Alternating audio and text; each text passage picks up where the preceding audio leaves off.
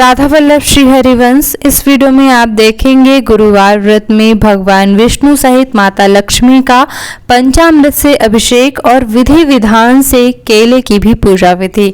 चलिए शुरू करते हैं। किसी भी पूजा को शुरू करने के लिए सबसे पहले शुद्धिकरण आवश्यक है। तो कुश की मदद से या फिर फूल की मदद से अपने ऊपर 3 बार जल डालकर गंगा माँ का ध्यान कर लीजिएगा, शुद्ध हो जाइएगा। फिर आचमन से भी हम अंदर से शुद्ध हो जाते हैं।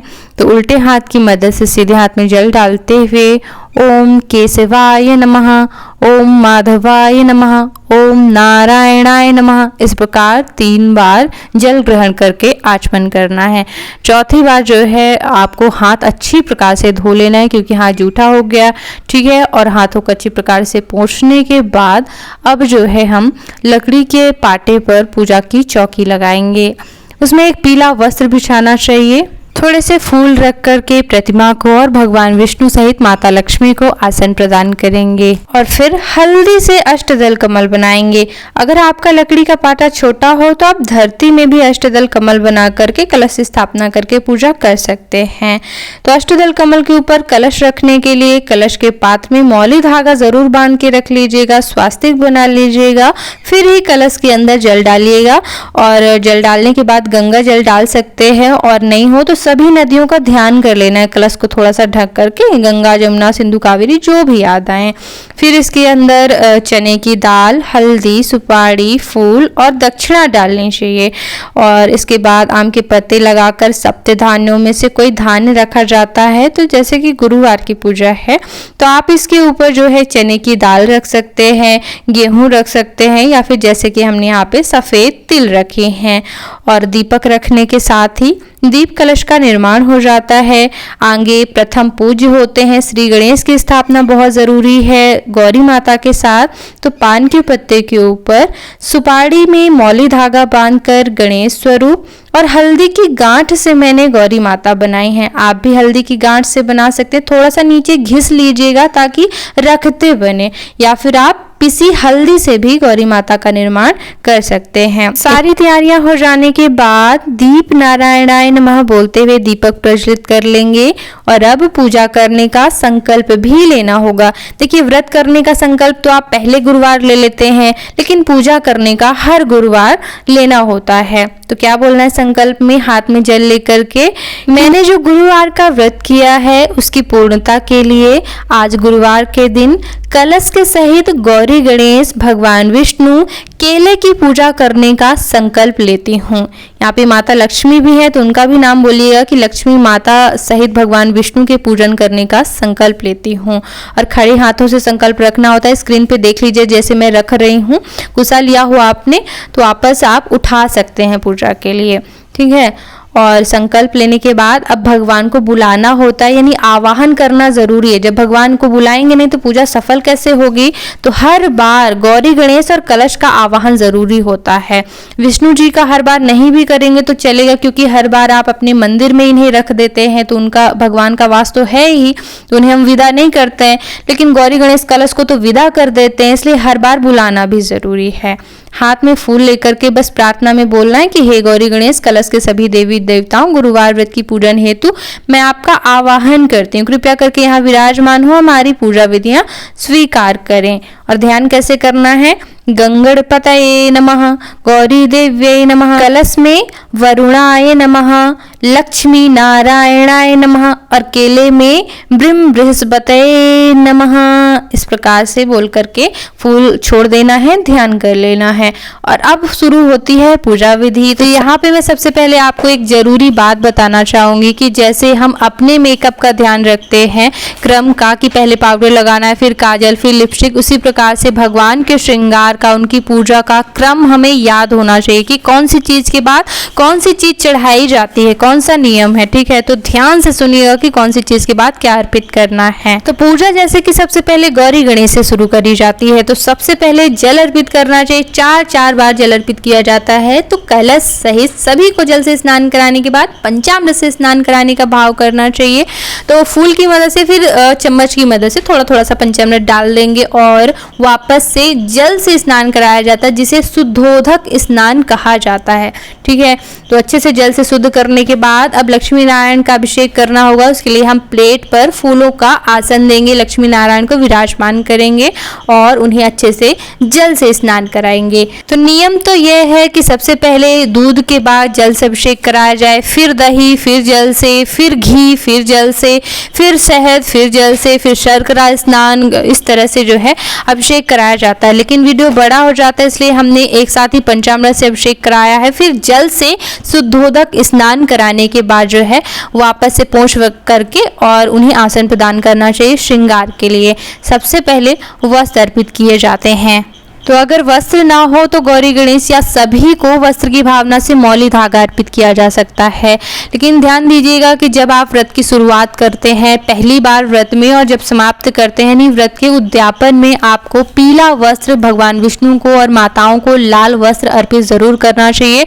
पूजा करने के बाद दान कर दिया जाता है, ठीक है। और यज्ञोपवीत यानी प्रथम पूजा उद्यापन में तो करना ही है, बीच में तिथि त्योहार कभी कभी जनेऊ भी जरूर अर्पित करना चाहिए। और देखिए श्रृंगार में जो चीजें जिन्हें प्रिय होती हैं वही उन्हें अर्पित करना चाहिए। जैसे कि हल्दी तो सभी को लगाई जा सकती है, लेकिन सिंदूर गौरी गणेश और लक्ष्मी माता को ही लगाना चाहिए, उन्हें प्रिय होता है। इसके बाद रोली जो है आप कलश में लगाएं और भगवान विष्णु को पीला चंदन लगाना चाहिए। इसके बाद गौरी माता और लक्ष्मी माता को श्रृंगार सामग्री जिसमें चूड़ी, बिंदी, सिंदूर, आलता जरूर अर्पित करना चाहिए, चाहे शादीशुदा हो या कुंवारी हो, सभी अर्पित करें। सभी के सौभाग्य में वृद्धि होगी। जिसकी शादी नहीं हुई है, जब शादी हो जाएगी तब सौभाग्य में वृद्धि होगी। तो पहले व्रत में जब शुरू करते हैं और उद्यापन में तो ज़रूर ही अर्पित करना चाहिए। तिथि त्योहार भी आप अर्पित कर सकते हैं। और इसके बाद अक्षत अर्पित करने का नियम होता है। तो गुरुवार का व्रत है तो अक्षत स्वरूप हम चने की दाल अर्पित कर सकते हैं। इसके बाद पुष्प चढ़ाना चाहिए। तो अगर दूर्वा मिल जाए तो श्री गणेश को चढ़ाएं, लाल पुष्प माताओं को चढ़ाए जाते हैं। अलग अलग फूल नहीं मिल रहे हैं तो आप सभी को पीले पुष्प भी अर्पित कर सकते हैं, फूलों की माला अर्पित कर सकते हैं, खुद से भी माला तैयार करके जो है अर्पित कर सकते हैं। क्योंकि व्रत में जितनी ज़्यादा मेहनत करी जाए उतना ज़्यादा प्रभावशाली व्रत होता है, जल्दी मन्नत पूरी होती है। भगवान को आप तुलसी पत्र अर्पित कर सकते हैं। इसके बाद जो है धूप बत्ती जला करके धूप दिखाना चाहिए और फिर दीपक प्रज्वलित करके दीप करना चाहिए। ध्यान दीजिएगा दीप करने का भी नियम होता है पूजा के बीच में ही। अगर आप प्रत्यक्ष दीपक जला करके दीप नहीं करना चाहते हैं, जल्दीबाजी है, जो कुछ भी है, तो आप अक्षतों के माध्यम से भी दीप करने की भावना कर सकते हैं। यानी कि हाथ में चावल लेकर के या फिर जैसे ये पूजा है तो गुरुवार में आप जो है चने की दाल से जो है गोल गोल फिराते हुए जैसे कि दीप करते हैं तो वैसे दीप करने की भावना करनी है। फिर नैवेद्य अर्पित करने का नियम होता है, यानी कि भोग लगाया जाता है। तो गुरुवार की पूजा में चने की दाल और विशेष तौर पर गुड़ का ही भोग लगाया जाता है। और बेसन की अगर मिठाइयाँ हो, दूध से बनी भी मिठाइयों का भोग बिल्कुल लगाया जा सकता है। तो सभी में आप तुलसी पत्र रख सकते हैं, लेकिन गणेश जी को तुलसी नहीं चढ़ती है तो उनके लिए आप अलग भोग भी रख सकते हैं। आप फलों में केला और पपीता वगैरह की भी भोग लगा सकते हैं। भोग लगाने का एक विशेष नियम होता है कि जल का घेरा लगा करके ही भोग अर्पित किया जाता है। तो भोग की थाली रखने के बाद 3 बार जल का घेरा जरूर लगाइएगा। भगवान से प्रार्थना कीजिएगा कि वो भोग स्वीकार करें। फिर देखिए भगवान को तांबूल चढ़ाने का नियम होता है। तो प्रथम बार और उद्यापन की पूजा में तो आपको पान की व्यवस्था जरूर करनी ही चाहिए।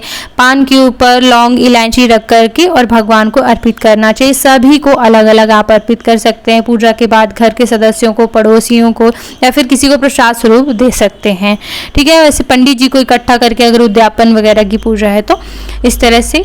और फिर कथा पढ़नी चाहिए। तो व्रत कथा की थोड़ा सा हल्दी पुष्प से पूजा कर ले और फिर व्रत कथा पढ़नी या सुननी चाहिए। आप तो मेरे चैनल पर कथा का ऐसा वीडियो है जिसमें मैंने स्क्रीन पे तो बृहस्पतिवार की पूजा दिखाई है, लेकिन उसी के ऑडियो में मैंने बृहस्पतिवार व्रत कथा सुनाई है। तो यानी एक ही वीडियो में आप पूजा देखते हुए कथा सुन सकते हैं। तो बड़ा ही आनंद आता है पूजा देखते हुए कथा सुनने में।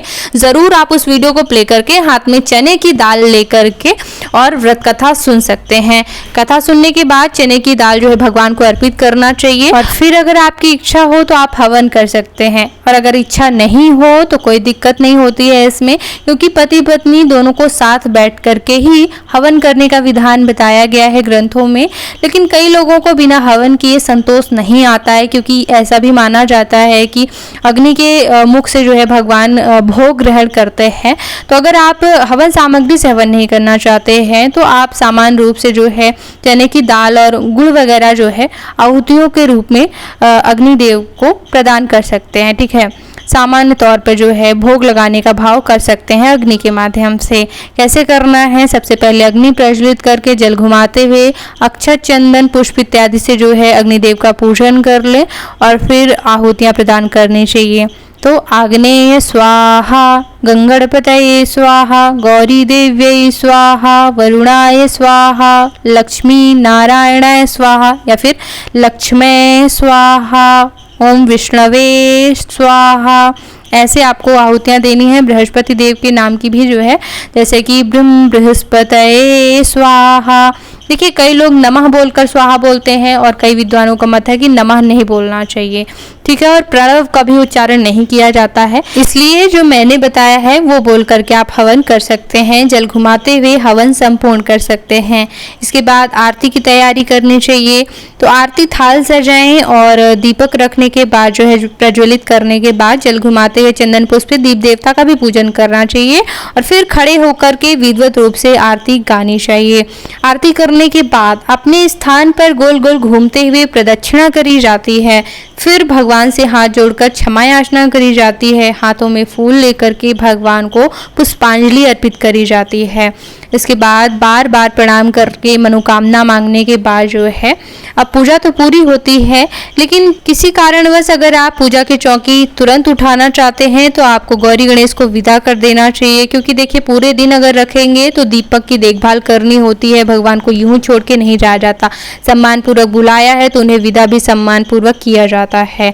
इसके लिए हाथों में फूल लेकर के प्रार्थना करनी है, हे गौरी गणेश, हे कलश के सभी देवी देवताओं, अपना आशीर्वाद तो हमेशा प्रत्यक्ष और अप्रत्यक्ष रूप में भी बनाए रखिएगा, लेकिन अभी इस स्वरूप से अपने धाम को जाइए।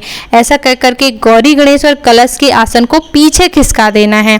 पूरी पूजा की चौकी पीछे मत खिसकाइएगा, उसमें भगवान विष्णु भी विराजमान होते हैं। आप उन्हें घर के मंदिर में रख सकते हैं। उन्हें आप विदा नहीं करेंगे तो भी ठीक रहेगा, उनकी तो रोज पूजा कर सकते हैं। तो इस तरह से विदा विसर्जन की विधि के बाद एक और खास विधि है। जिस आसन पे बैठ के आप पूजा कर रहे थे वहाँ पे पूजा की ऊर्जा उत्पन्न हो जाती है, उसे अपने ऊपर ही लेना चाहिए। तो उस आसन को थोड़ा सा पीछे खिसकाकर आसन के नीचे डाला हुआ जल जो है माथे पे जरूर लगा लेना चाहिए। ऐसा करने से ही पूजा का पूरा फल प्राप्त होता है।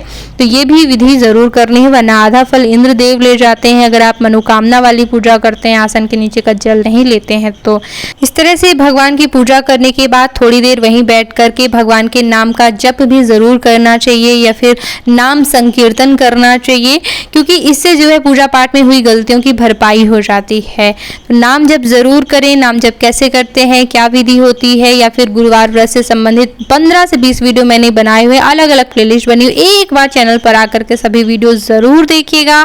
आप सब्सक्राइब कर सकते हैं। इस वीडियो को देखने के लिए बहुत बहुत धन्यवाद। राधे राधे।